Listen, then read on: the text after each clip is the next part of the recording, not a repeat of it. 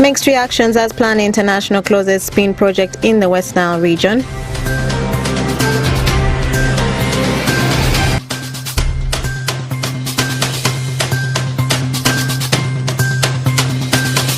And in sports, West Nile Golf Club hosts 2024 National Open Championships. This and more in the Nilecast News Bulletin.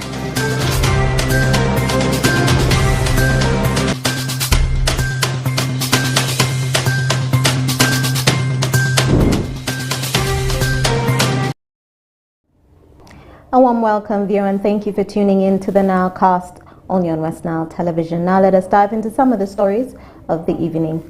There were gunshots at Paida Town Council, Zombo District, after a section of brokers became rowdy at Paida Central Police Station protesting the arrest of their member on allegation of assault causing bodily harm.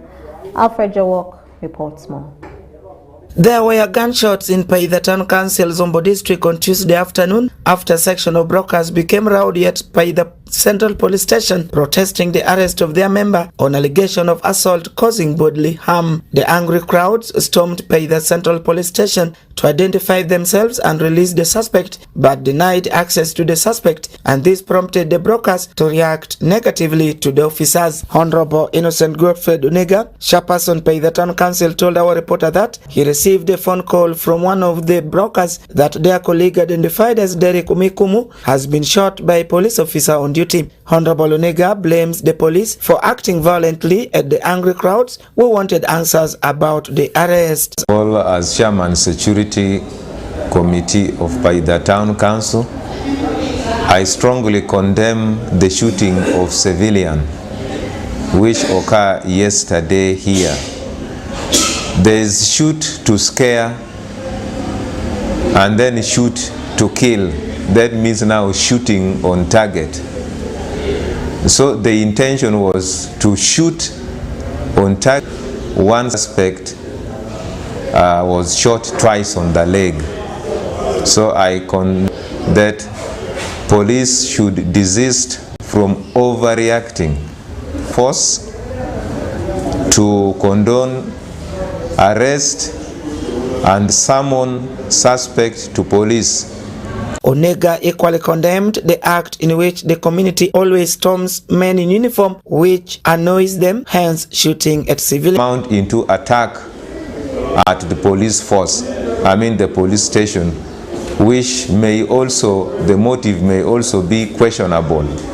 I therefore want to appeal to civilians to make use of us and to ensure that we come in to understand what they are going through and amicably solve the problem.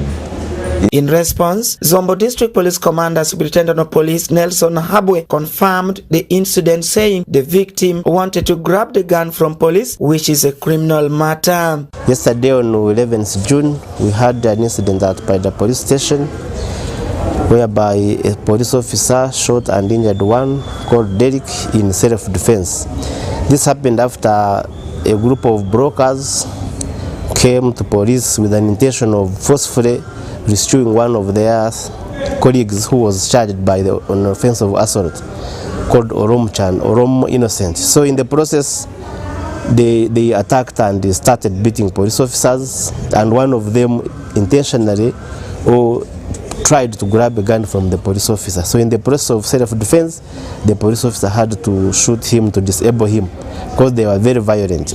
According to Nahabwe, police acted in self-defense to the act of the rowdy residents who wanted to release innocent Oromchan by force. Police is there for them, but we don't encourage that kind of unlawfulness. If they always have any issue with police, they have always been approaching us, and we sit even where it is necessary to maybe give them a chance to sort their problems outside of police. We have always done that. So we don't encourage this kind of unlawfulness, and we shall not tolerate it. So let them always be peaceful and follow the guidelines. In case they have anything to inquire from police, they should always come in a peaceful way, but not in a violent way. Reports from Zombo police indicate that the suspect, Innocent Ondomchan, allegedly assaulted the driver who is yet to be identified, and the matter was reported at Paida police station by one Asimwe Gugu, a broker from DR Congo. The victim has a broken leg and is currently admitted at Nebi General Hospital for treatment. This is the first incident of shooting by police in Zombo district since this year began. Alfred Jawok, West Nile TV, Nile Cast. As Plan International closes a 3-year project dubbed Strengthening Primary Education, known as SPIN, in the West Nile region, stakeholders have tasked other non-governmental organizations to emulate the support Plan International has done to improve the education of learners in the rural areas. Take a look.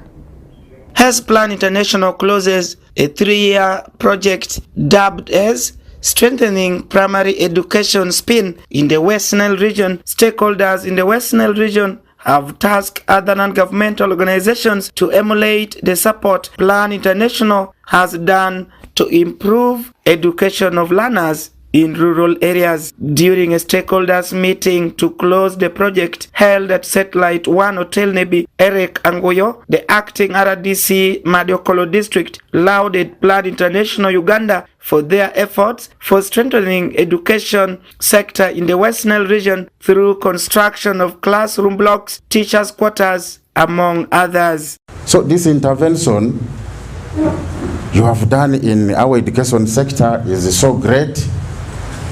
My only prayer is the sister organizations which you are going to left behind should take it up and even do more for Madiokolo. Honorable Okelo Geoffrey, Vice Chairperson Nebi District Local Government, revealed that SPIN project has changed education standards in Nebi District as rural schools in the district have modern structures like the urban schools. Okelo notes that as the SPIN project comes to the end, parents and teachers should maintain the available structures constructed under the SPIN project. To work with the plan, to work with the stakeholders to make sure this project don't collapse. The project should continue.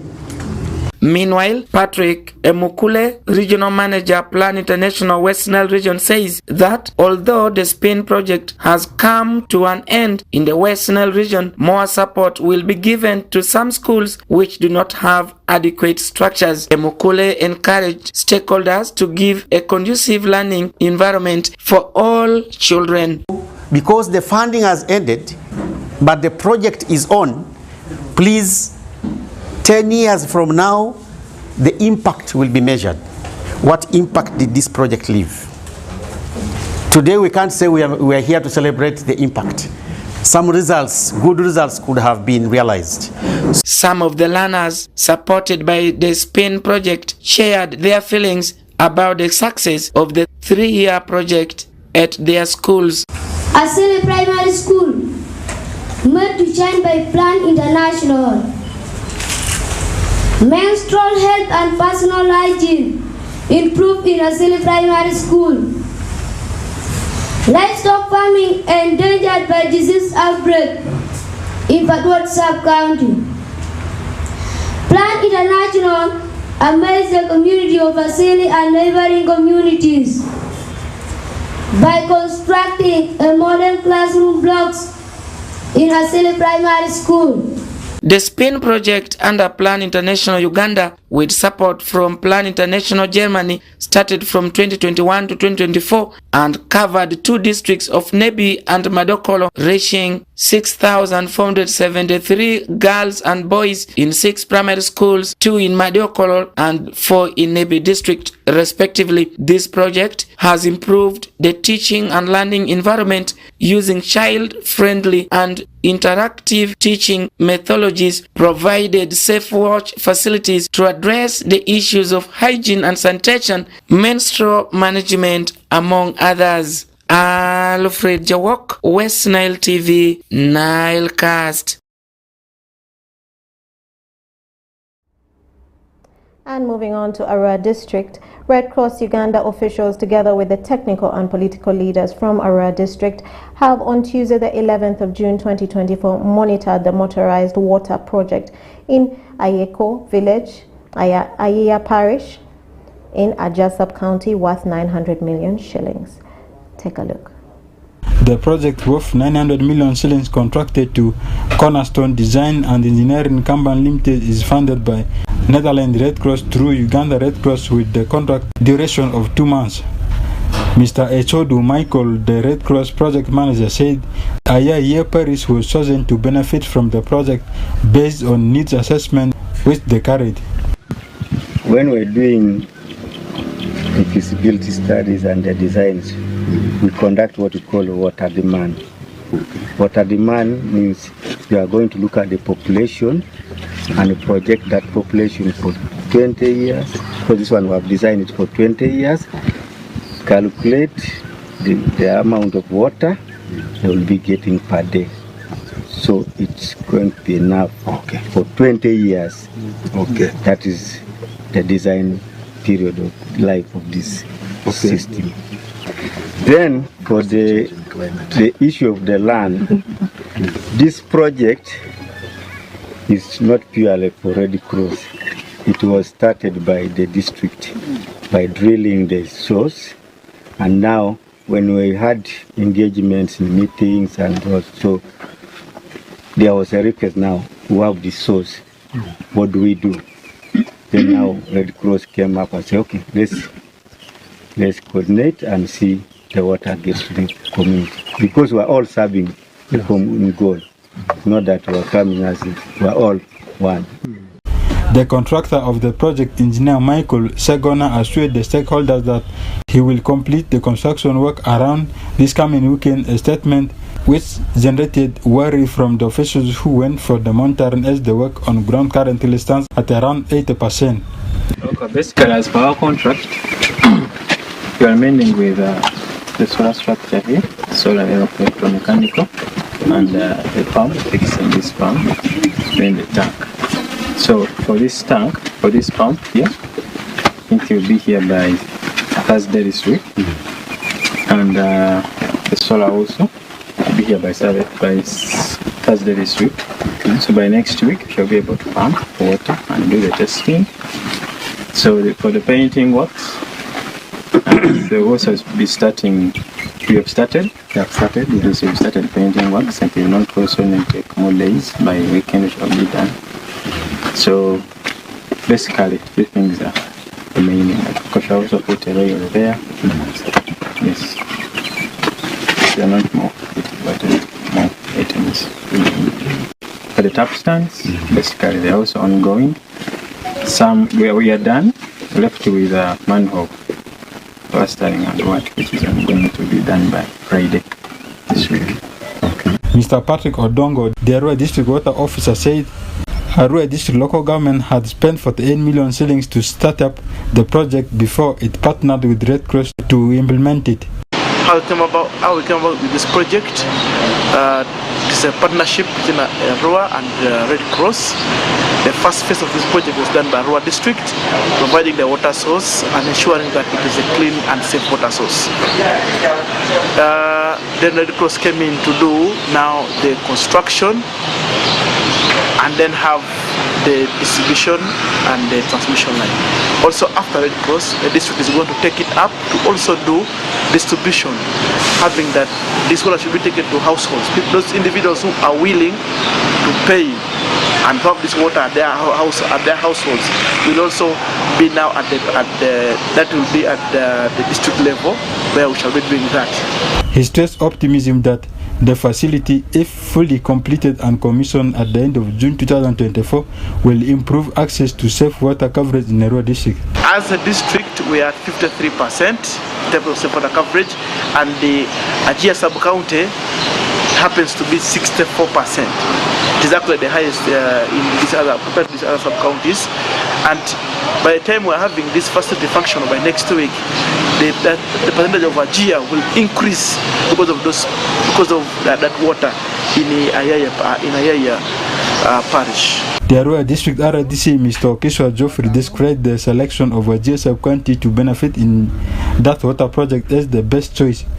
The choice of Ajia sub-county was a great one because Ajia sub-county has been stressed with the water problems. And women, people move long distances to fetch for water. So this project has come as an overwhelming sign of happiness to the people of Ajia and Arua at large. Mr. Kiswa, who expressed his discomfort over the delay in completion of the project, stated that in order to avoid shoddy work, they sat in a joint meeting with the stakeholders involved and they all agreed to have the project completion extended by 14 days but not by 7 days as the contractor had assured them. As we're doing our final route of monitoring and assessing times towards completion, slightly I was disappointed. Just like some other members, because it was joint monitoring of the district local government and Red Cross. They raised the concerns. Actually, concern number one was, can this project really be completed within the 7 remaining days? We have just been a debrief and we have all said no. At least they need 14 more days to have the project completed. This project, which is designed to last for 20 years, if completed, will supply areas comprising of 4 villages, namely Aya village, Aiko village, Aya Alivu village and Biachichi village, all in Aya parish, with roughly population of about 3,100 people. Yusuf Osuta, West Nile Television, Nilecast. The Minister for Finance, Honorable Matai Kasaja, has said that Uganda's economy is projected to grow at 6% in the financial year 2024-2025. The minister told Parliament that in the next financial year, the country's GDP will further expand to 225.5 trillion shillings. Ochakipis reports. The Minister for Finance, Matai Kasaja, has said Uganda's economy is projected to grow at 6% in the financial year 2024-2025. The minister told the Parliament that in the next financial year, the country's GDP will further expand to 225.5 trillion, which is approximately $60 billion. He, however, said these numbers exclude the anticipated oil and gas revenues as well as the planned interventions to grow the economy tenfold. Kasaija told Parliament that the growth will be driven by increased oil and gas activities as the country moves towards first oil production in financial year 2025-2026, among other factors. He noted that increase in tourism activities, supported by investment in tourism infrastructure, branding and marketing, and effective implementation of the meetings, incentives, conferences, and events programs will also help drive Uganda's growth. The minister, however, said Uganda's growth prospects are threatened by climatic change affecting agricultural production and infrastructures. Peace Oshaki, West Nile Television, Nilecast.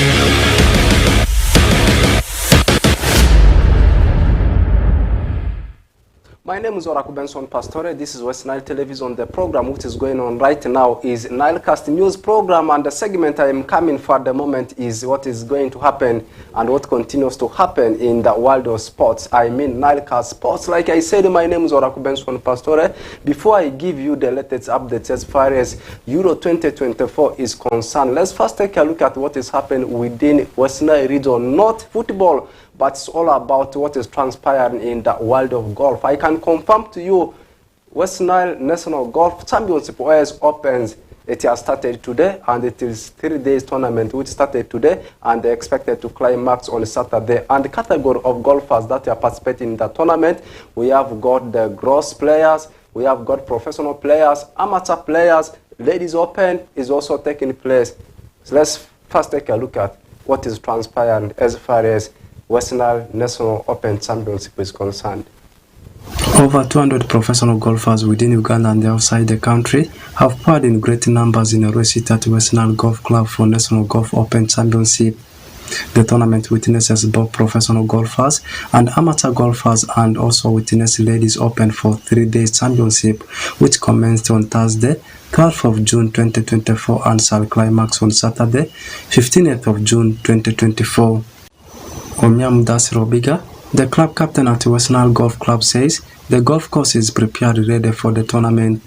We have prepared the course in a way that all is set. In terms of the fairways, in terms of the greens, the roughs, the tee boxes, and I believe these are the only components of a golf course. We walked around with the technical team from Uganda Golf Union, and all the course has been marked to avoid conflicts that might arise in the course as the golfers play their game. My dear journalists, that's what I can tell you about the course, and it is set. I remember last year, I had given a free offer to journalists, the media house, that every Tuesday you have a free lessons of golf in this course, so that when you come at a time like this, you are able to put questions about a sport that you know. Lino Angozo, Chairman West Nile Golf Club, similar says everything is said ahead of the tournament and therefore welcomes everyone for the tournament. So, my dear people of West Nile, you're most welcome to West Nile Golf Club this weekend. And we have a lot of activity. It is the West Nile Open, the Grand Open. It is going down. We have the West Nile Ladies Open. We have the West Nile Amateur Open. We have the West Nile Professionals Open. It's all going down this weekend. A number of big names. We have golfers all the way from Kakamega in Kenya, from Rwanda, and from Tanzania. So please come and watch golf. Come and watch the game. The committee of West Nile Club has worked hard with the support from our sponsors, a number of sponsors, to put this together. So we have very nice, the course is very nice. It is ready, tournament ready. We have procured very nice prizes for the amateurs, and we have some good money for the professionals to win, and so there is good motivation for the players to play. Deo Akope, professional golfer, thanked the management for maintaining the golf club, and similar says West Nile is like home for him because of the bond he has with the West Nile Golf Club. Looking at the golf course, I personally feel the management of West Nile Club has done a very good job on maintaining this golf course. At one point it was not played for a number of years, I'm sure you all know, but the last time I was here, probably maybe 2 years, the conditions of the course were not as excellent as they were today, and I give my humble credit to the management led by Captain Omia and his team. They have really done a very good job in maintaining this golf course. For the players, we are excited, of course. It's a big event. For professionals like us, we don't play for trophies, we play for money. And there has been 11 million shillings staked for grabs by the professionals. So believe me, everyone has been working hard towards coming here and making it a point that they win. In summary, professional golfers shall play on Thursday and Friday, Western amateur golfers shall play on Saturday, and last Ladies Open shall be on Friday and Saturday. Oraku Benson Pastore, West Nile Television, Nile Sports News. Welcome back from that story of golf. Jetting to Europe, the biggest talking points all about in Europe is all about the upcoming 2024 European Championship in South Africans love calling it Euro. It's actual commencing tomorrow, and the host country, Germany, will actually open the tournament with a game up against the country called Scotland. Meanwhile, England, I know most of the Africans, they love England so much because they treasure English Premier League so much. I know they will be rallied behind the team of England, and so many will want to know the country England will be open the campaign with. I can confirm to you, England will be opening the campaign with a country called Serbia. That one brings us to the end of today's edition of NILE Sports News. Have the best of your moments, and we'll link up again tomorrow.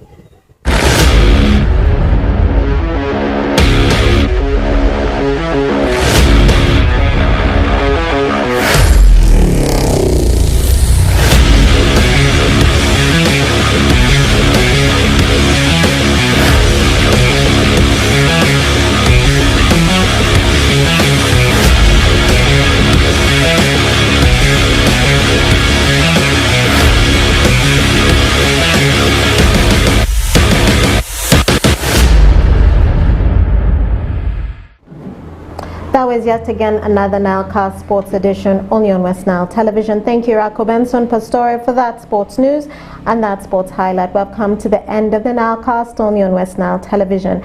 Thank you, viewers, for always being with us from the beginning of the NILE to the end of the NILE only on West Nile Television. Please stay tuned to the rest of the subsequent programs that will follow. My name remains Okumringa Christine.